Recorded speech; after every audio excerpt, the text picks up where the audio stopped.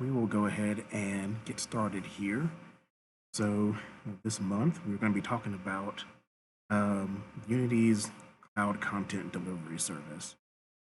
And this is just one of the many different backend services that Unity provides through their Unity game services. The CCD here is basically just a file storage system you can use in Unity, and it's all fully integrated. We'll be using it with Addressables today. We did a talk on this last year, I think. Jonathan did a quick overview of Addressables and how they're used, similar to how the old asset bundles were used in mobile games. But like it says here, the service can be used for like live games or mobile games or anything that has constant updates that you don't want to keep pushing out new software updates if you just want to change some content around. There's different ways to actually interface with this. There's the command line through the dashboard. There is a management API that you can do through code, and there is also the SDK, I think is also on here through C#. Not going to go through all of this. We're going to keep it relatively short for us anyways. And we'll look at the dashboard. I think we just open it here.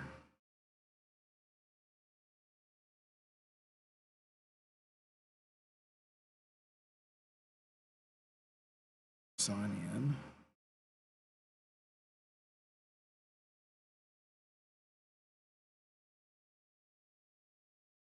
Okay. So this is the Unity Gaming Services dashboard, and this has basically a web view into all of their suite of services. You have all of your analytics, DevOps, LiveOps, user acquisition stuff, monetization, multiplayer. We've done a whole lot on multiplayer recently. But today we are looking in their live ops. And this has economy, which is like in-game purchases. Remote config is just kind of a data store for your project. Cloud code is just running scripts on their cloud services, kind of like I think it's Amazon Lambda. And I think Microsoft Azure has stuff like that as well. Cloud Save is your storage for players. Individual players can have their own storage here. And we'll be looking into the cloud content delivery.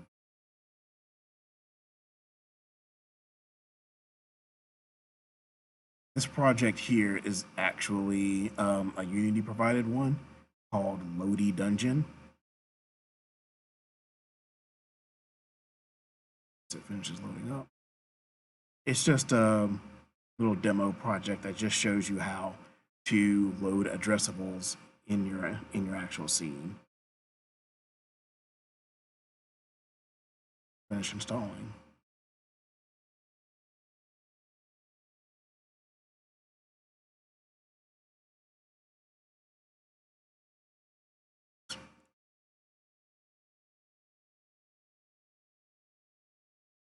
Here's the pricing, which is kind of important. So up to 50 gigabytes a month is free. After that, you're paying 8 cents per gigabyte. So if you use from 50 gigabytes up to 50 terabytes, it is 8 cents per gigabyte, which is not bad. It's not great. Some CDN services for like websites and stuff, they'll give you, I think Amazon as well, their free tier, I think, is up to a terabyte. but Amazon's got Amazon money to subsidize that.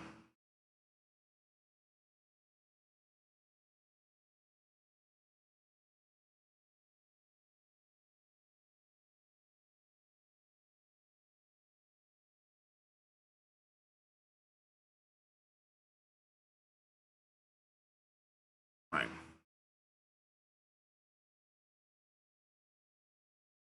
So I've only been using this for about a week now. Um, and so far I've used like 10 megabytes or whatever it is.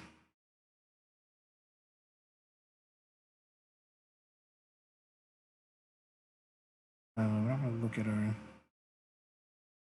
All right.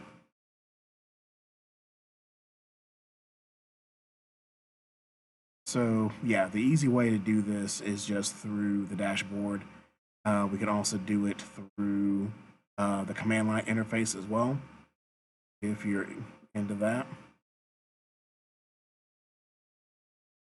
But let's talk about what it actually consists of. So your project has buckets, and buckets can contain a number of entities.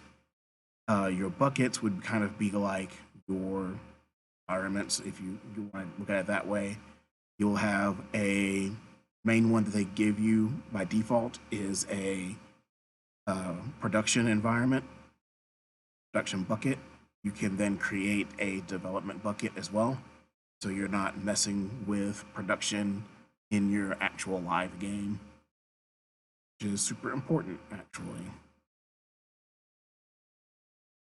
I'll show you how to create buckets and move things from one bucket to another. So when you're done with your development, you can, they call promote it. So you'll promote from your development bucket to your production bucket. And by default, the production is read only, and you can only add to it or subtract from it through promotion of another bucket. There's releases, which is a kind of a snapshot of a bucket. So you can have your like beta release, a 1.0 release, 1, 1.5, 2.0 release, and each of those releases can also have badges, and the badges are just kind of labels that you can give to releases just to make it a little bit easier to reference them. You can reference by releases, or you can reference by badges, or you can just always reference the latest.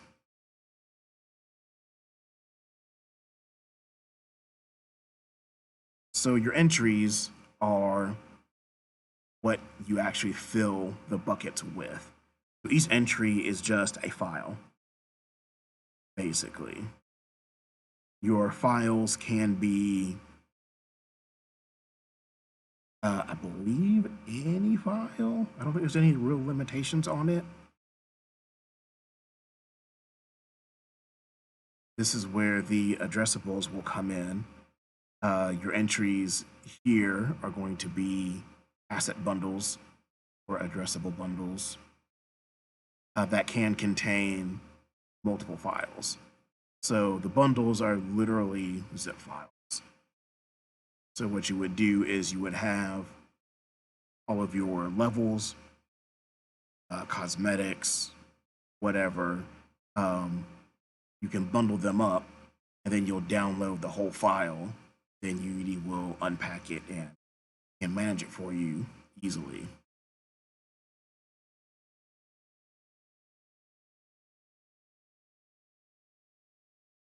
We talked about releases.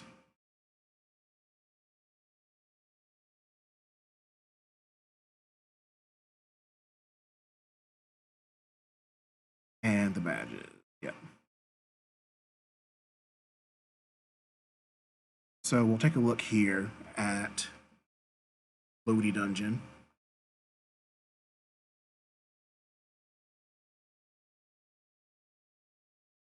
actually finish loading. Here, we'll load up our main scene. Main menu.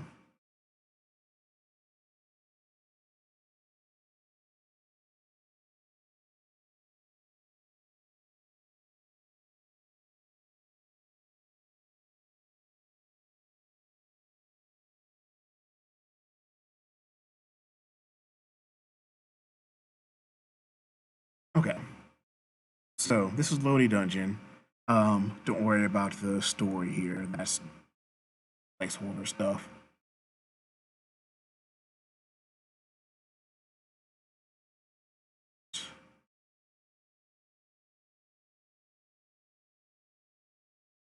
So let me just show you what it does here.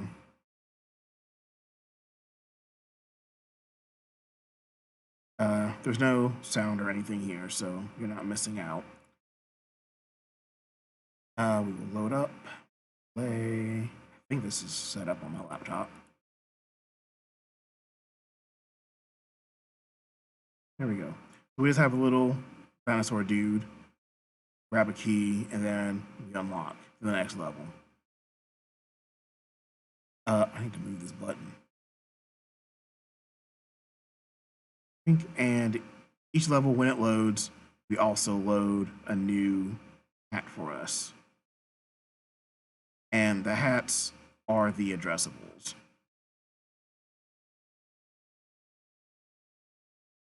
I don't even have vision detection going here. It's fine.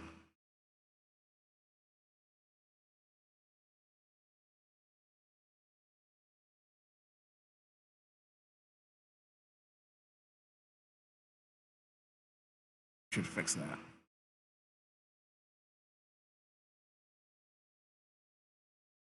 So the actual scripts here, pretty simple.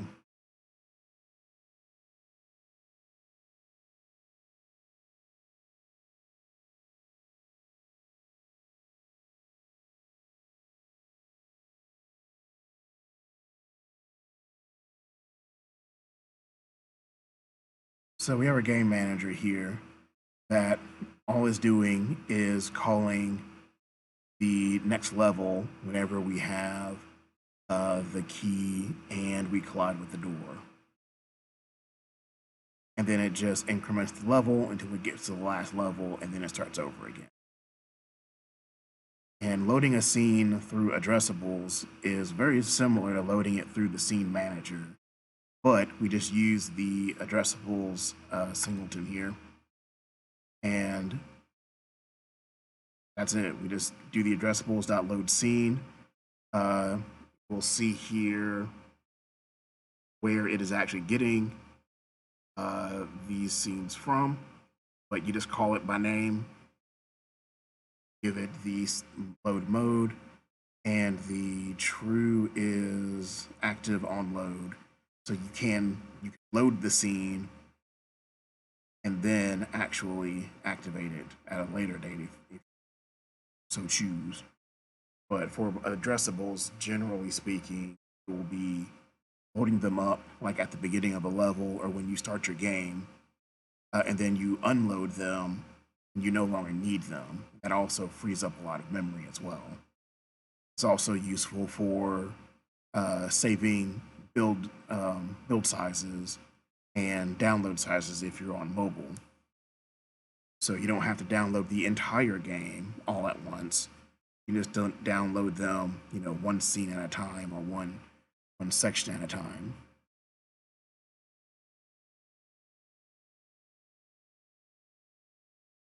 And the other important script is the loading.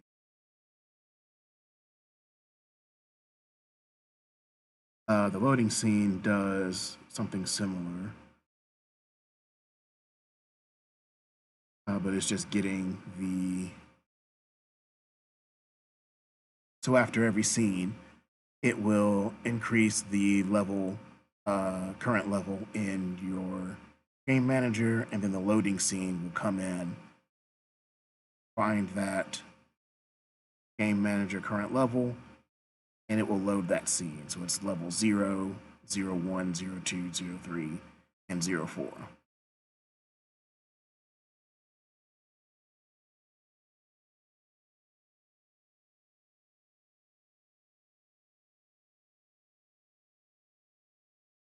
The player controller, something important here.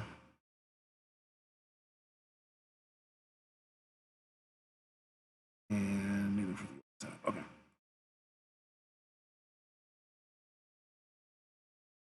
So our hats,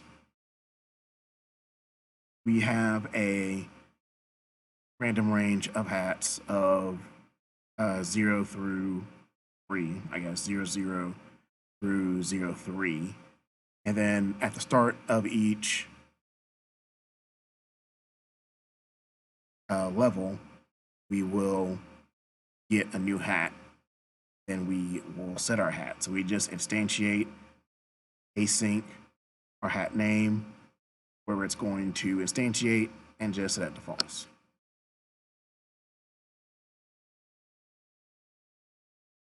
So in this case, it's instantiating in player space instead, local space instead of in default space.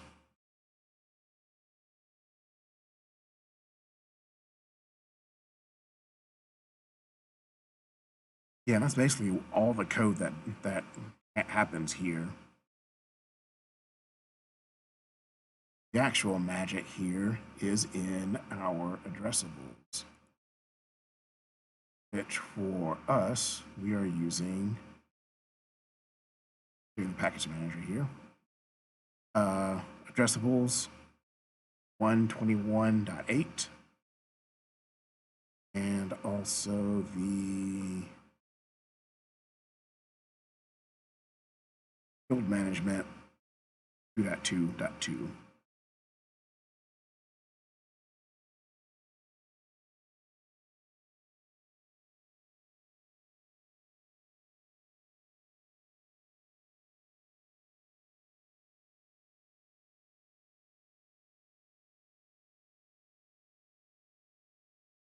We'll just leave this floating here for now.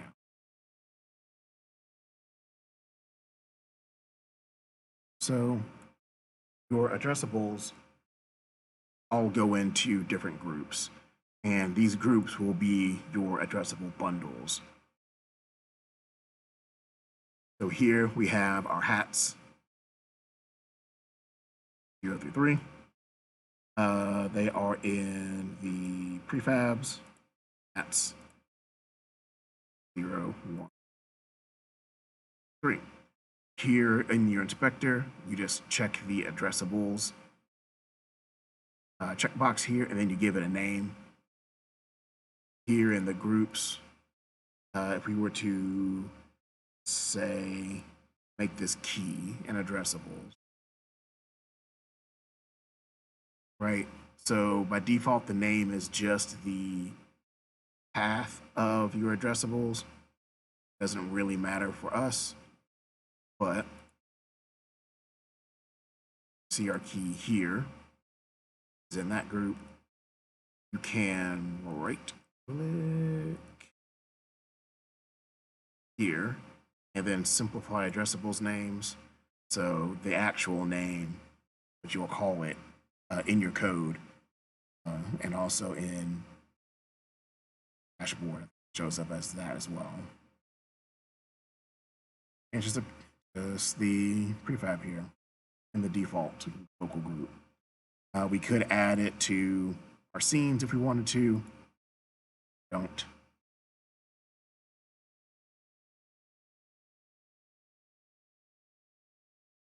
So you have profiles here.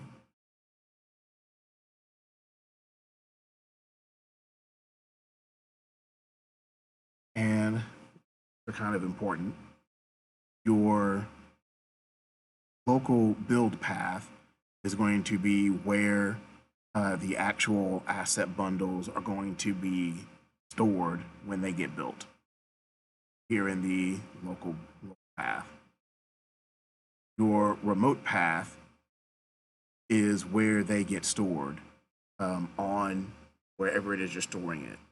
So this would be on whatever server you're using, whether it's the Unity content, cloud content delivery, or an Amazon AWS bucket or Azure or wherever.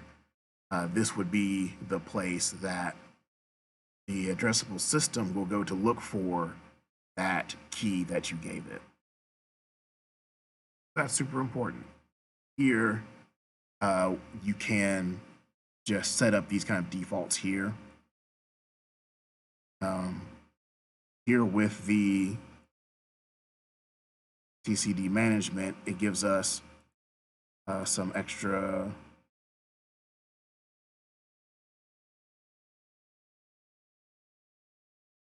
well, it's supposed to give us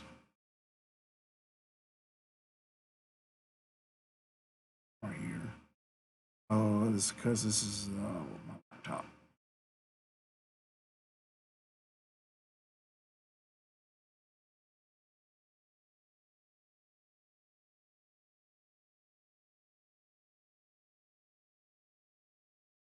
I guess we should go in the project settings, set this up.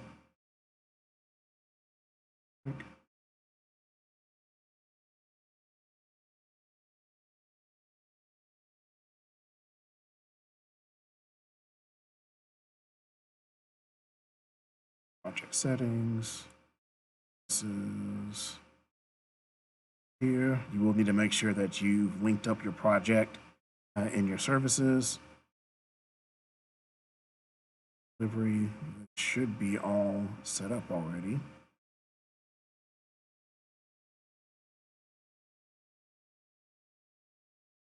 Might have to restart it. No, there we go. It worked now. So yeah, so when you set up your remote, you can just automatically set this to your development or your production. Since this is the development profile, we will push these to development. For our default, we'd want to use production.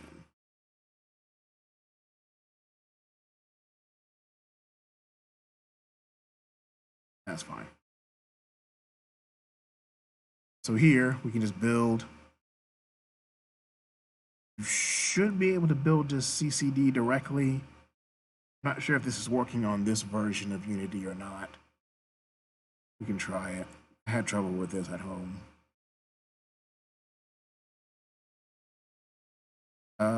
Sure, turn it on.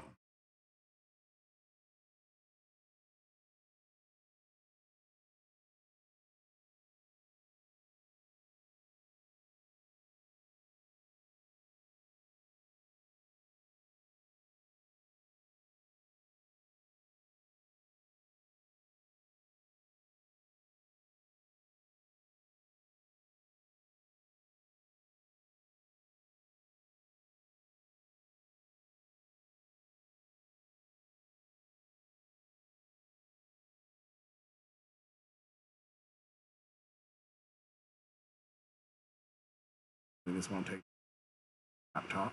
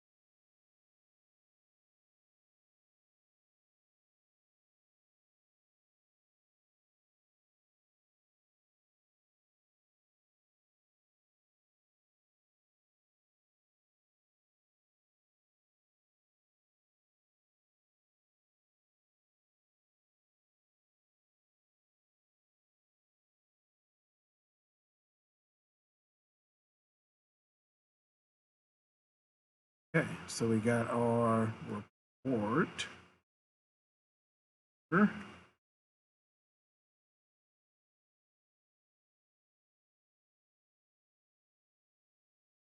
Here in our asset bundles, standard windows, bundles.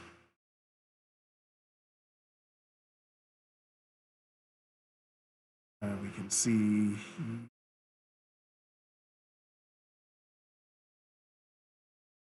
we have our key we added.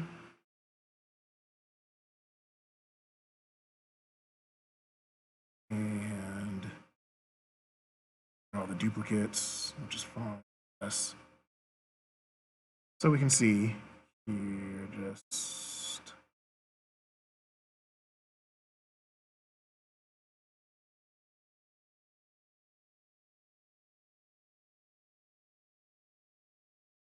so here's our asset bundles.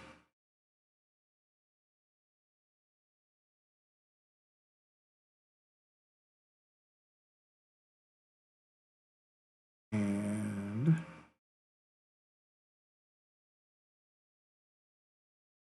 oh, these are duplicates.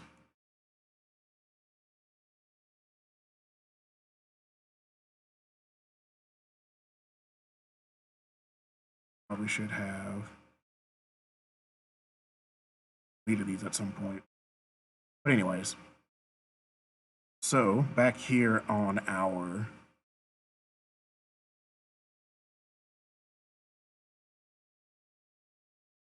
dashboard, we got our buckets.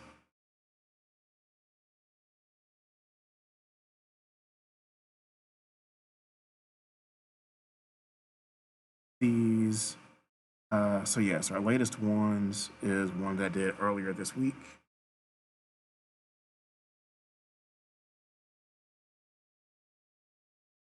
Days ago. So if we want to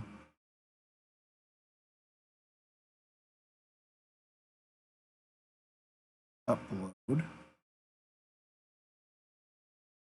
we can just do that from here.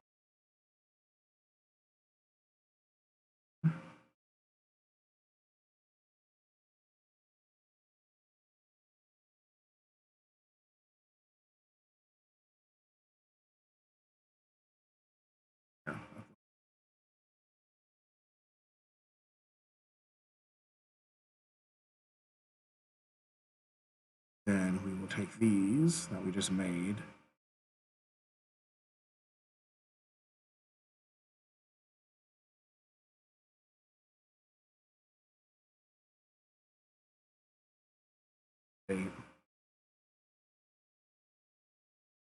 load,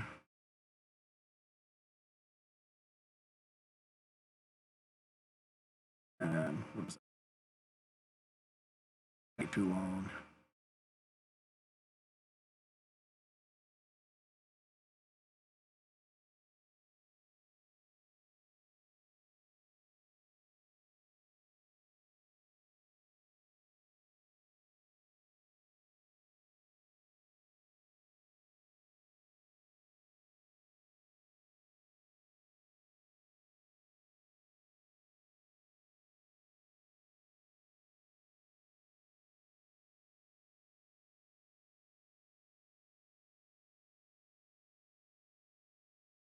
And there we go.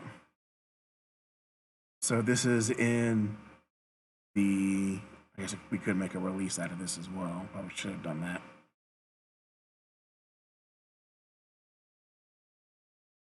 But now, yeah, we do these. Also have some badges, which I don't think I only just have the latest.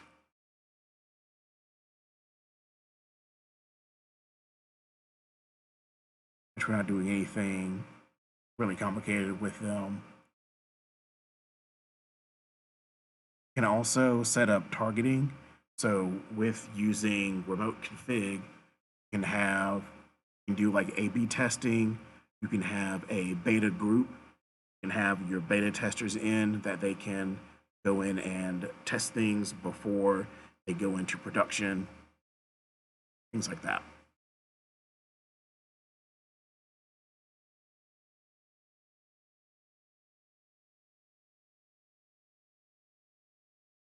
the bucket ID and project ID are things that you can set up in your addressables profile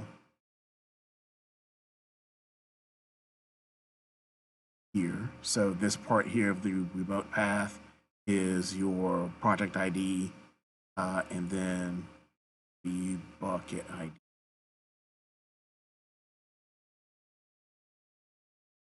is here as well.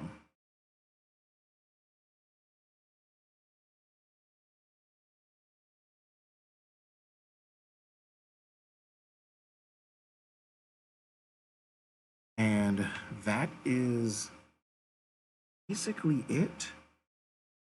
We can now remove the key from our project if we wanted to, because it will be, you can load it up from your addressables.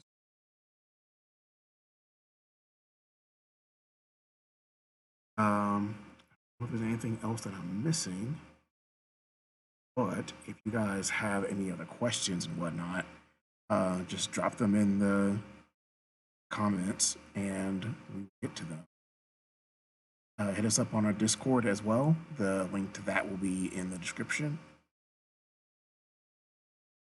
All right, guys, have a good night.